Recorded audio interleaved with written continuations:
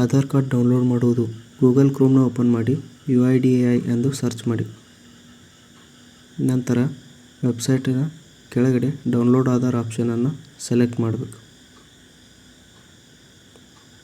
ಆಮೇಲೆ ಓಪನ್ ಆದ ತಕ್ಷಣ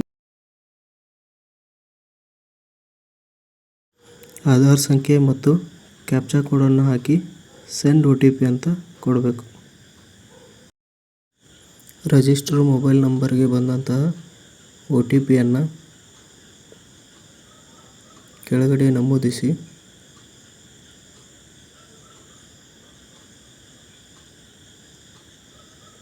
ವೆರಿಫೈ ಆ್ಯಂಡ್ ಡೌನ್ಲೋಡ್ ಕ್ಲಿಕ್ ಮಾಡಬೇಕು.